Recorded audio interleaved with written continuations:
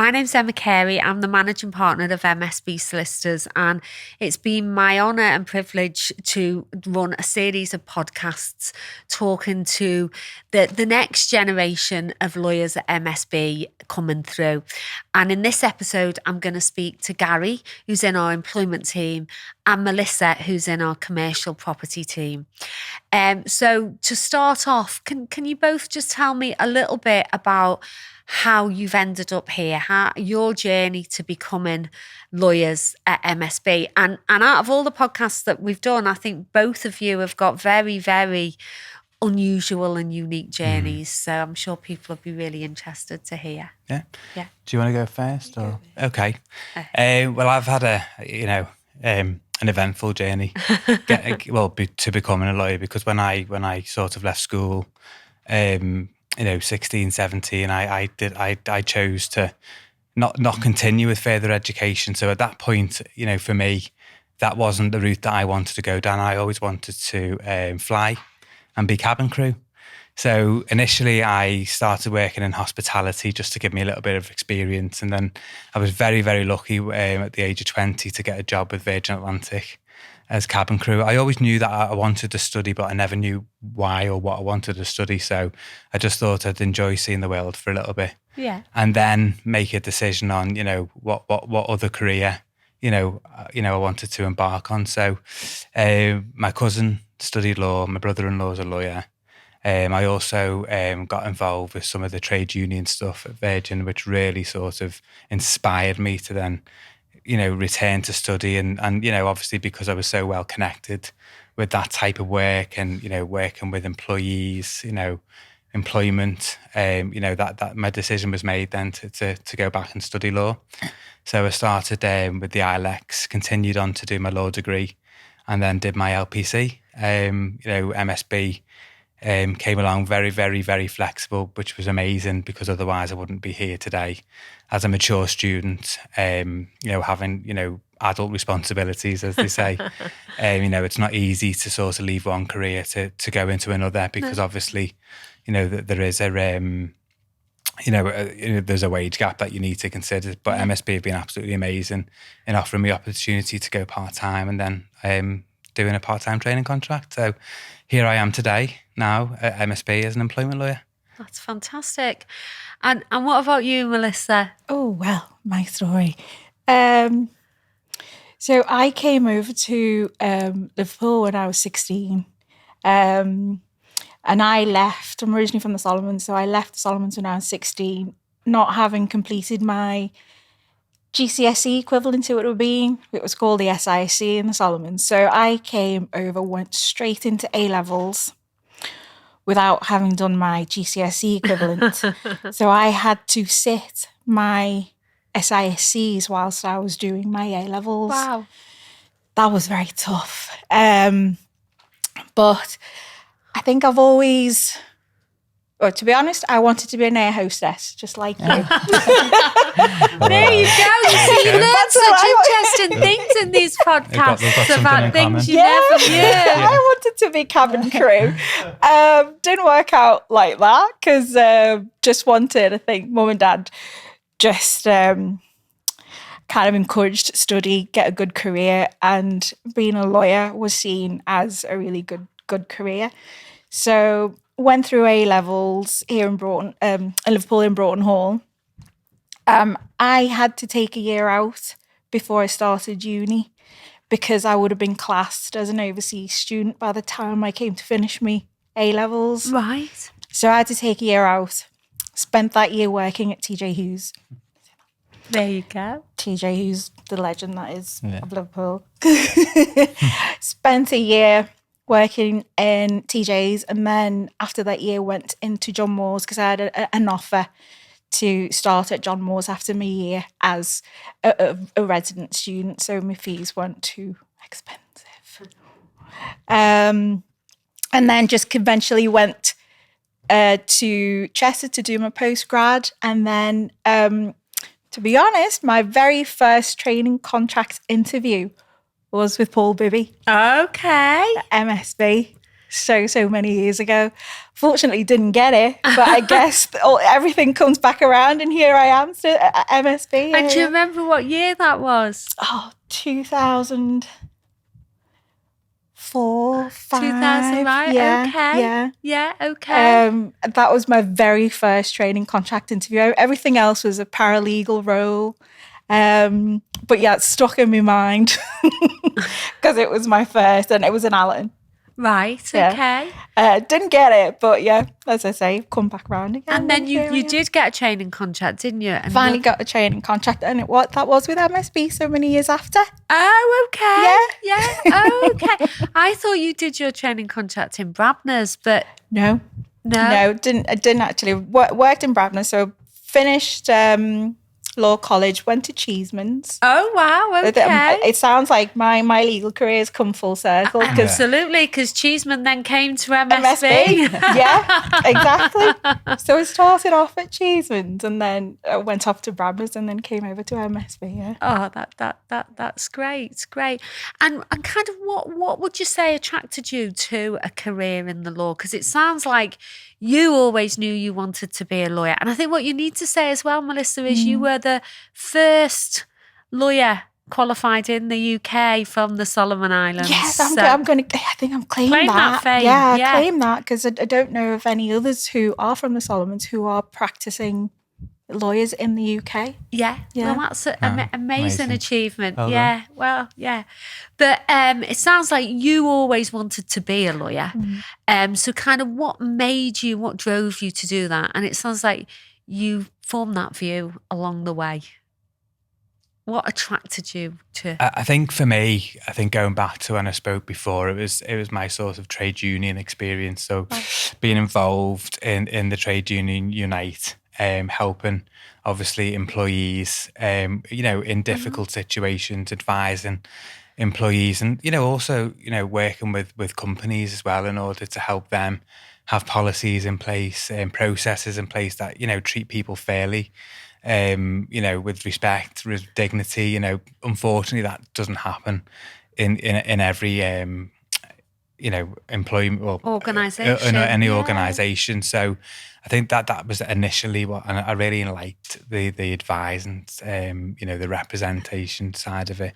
And then obviously once I started to study law, I really enjoyed the topics that we had to sort of learn at university and thereafter. So I sort of engaged well with it, understood it, and wanted to obviously further that in practice and help people, everyday people sort of who potentially face employment issues such as discrimination, wrongful dismissal, unfair dismissal. And it's quite interesting as well because we were talking to someone before who had represented tenants and now they represent the landlords. And it's like, but in what you're saying is you can help the employers to be good employers so that the employees are better treated. Yeah. And that's the great thing about being in employment is that in other areas of law, you're either, for the claimant or, you're for, the respondent or defendant, applicant or, but in employment law, you do work for both. So it's great that you can,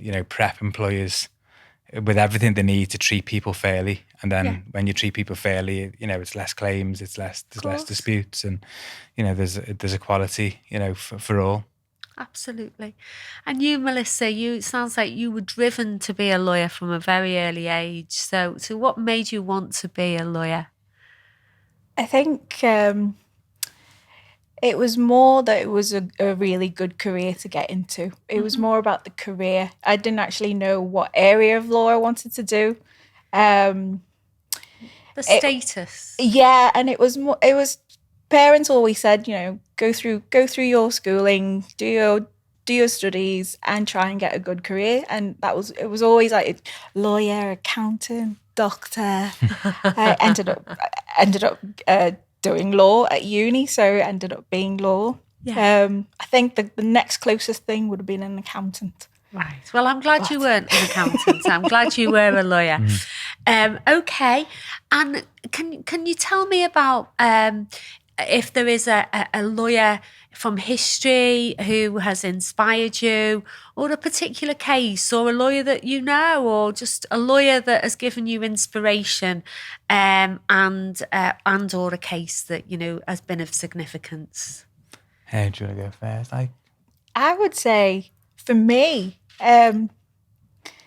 it's the women of MSB. Oh, okay.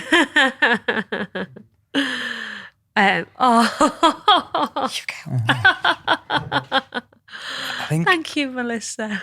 I think it's not a lawyer per se. It's a guy called is it Mark Thatchell or Peter Thatchell? I can't remember. He basically is an inspiration for like equality, diversity, Right, okay. movement within the LGBTQ sort of community, and he sort of it's been very influential in terms of employment law, especially in terms of discrimination, and how that's developed within law itself. And obviously that fight still continues to make sure that people, you know, are treated, you know, with dignity and you know, fairly. So I think that person for me is inspirational. But yeah.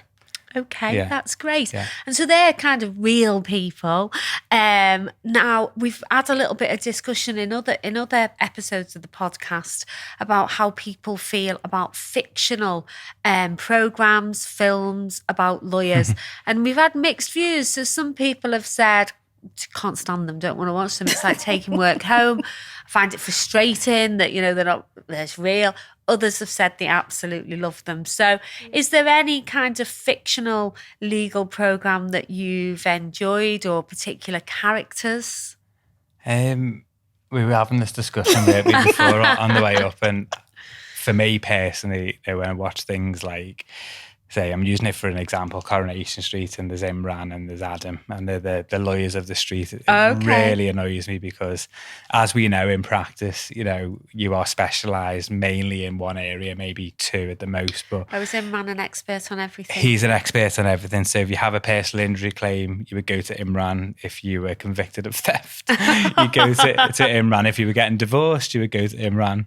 Right. And not only is he a solicitor, he's also a barrister. So, you know, on one day he's sitting at his desk at the end of Coronation Street, and the next day he's in court, fully robed and wig and you know representing people. And I just think it's such an unrealistic sort of portrayal of actually what a lawyer is, and you know the different people within law, like with counsel, solicitors, you know, people. So that annoys me. What about you, Melissa? I don't actually watch any legal documentaries or watching a series. Have you not watched Suits? No, not Suits. But we were talking about Ali McBeal. Yeah, in that was sort of like, it was a great series. It was a while ago. It was a long time ago, but I think it sort of looked at sort of the glamorous side of law, and you know, look at this woman, she's working for this law firm in this big city, and it's all whining and dining and all of that type of stuff, which, you know, looks great, but actually in reality it's very different, on the inside. And but you know, we were also talking about Legally Blonde, weren't we? One of our favourite films that, you know, we like to watch, and I think it's because it sort of takes that stereotype away from legal practice and actually more comedic. Yeah. And, you know, anyone can be a lawyer. You know, it sort of takes that sort of, you know, like everyone's got a perception, haven't they, of what a lawyer should be, what they should look like. But that film just takes away that sort of, you know, perception, that stereotype. And I also relate to it from my other career in Virgin. Great. And we nearly had we did have our own little bar for a while, but lockdown put an end to that. So we could have been a bit more Ali McBeal. Yeah, we could have been, yeah. Could have been, yeah. Nearly. Okay. And so we kind of talked about fictional, and how do you feel that MSB has lived up to your expectations as a law firm? Yeah, for me personally, you know, I think that, you know, very sort of, you know, flexible for me, because obviously being a new lawyer, lots of firms, you know, don't give a degree of flexibility. And, you know, what I think is important now as people's lifestyles are so different. Traditional way of working has changed. Families, people need that flexibility, and I think MSB is very inclusive of that. It identifies that people do need to work differently, and they will try and help people in any way they can to ensure that they can do the job or are not prevented from doing the job that they want to do just because of personal circumstances. So for me, that's what differentiates MSB from other law firms that potentially wouldn't offer, that degree of flexibility. And obviously with its involvement in the community itself within the Liverpool region, its corporate responsibility, charitable, involvement, it's very different to how other law firms, perform and how they are. So that for me is a lot, from my employer. Yeah, Great. I totally agree. And I find the firm culture is very supportive as well. You can approach anybody in the firm to ask a question or ask for help or just ask an opinion. Very friendly, and just a big thing, being supportive to employees. It just makes a big difference. Yeah. Good. Yeah. Oh, well, that's good. And finally, just to kind of like wrap it all up, tell me, where do you see yourselves in the next 5 years, and what would you like to do in those 5 years along that journey? Oh, gosh. Next 5 years, guys. Next 5, long time, guys. I think like for me, I've qualified now, and that's an achievement, and I'm, working hard now on as many different sort of cases that I can do to give me, more experience, to get more insight into my area of law as well, because, I was saying to Melissa before, it's such a huge area of law.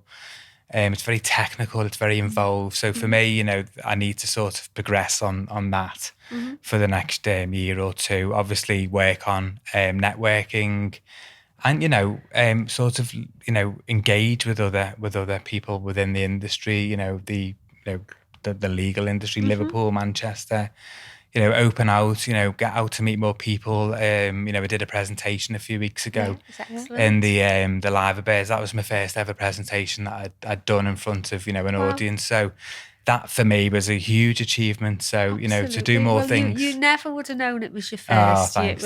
You look like I a duck to water. Thanks. But just developing in that way, and then obviously progressing, through well, I would say through the ranks, but for the next step, associate or senior associate. But for me, as a mature student, mature person, it's important that I'm well grounded in what I do before I even start to think about sort of. But it's on the horizon. That's but great. Because it was just learning and development, really. Great. And you, Melissa? Same for me. I think it's just continuing with own development and becoming a better solicitor. I think every day is a learning curve at something. So, and also just maybe do some more with the community and the charitable stuff that we do at MSB, which is absolutely brilliant. I love it. So hopefully still continue to do that. And just progress. Yeah. Okay. That's great. Well, thank you both. Thank you both. I really hope you enjoyed this podcast. It's really important for us that we support the next generation of lawyers. And it's also really exciting for me to see amazing lawyers coming through MSB and the contribution that they will make to the future of our profession. If you want to hear or find out anything more about MSB, in particular career paths and options, every year we do a paralegal recruitment drive. Every year we do a trainee recruitment drive. You should visit our website and look on our careers page. We also do lots of things to give back to the community we serve. We write lots of blogs about topical issues within the law, and these can be accessed through our social media platforms on LinkedIn, Twitter, Facebook, and Instagram.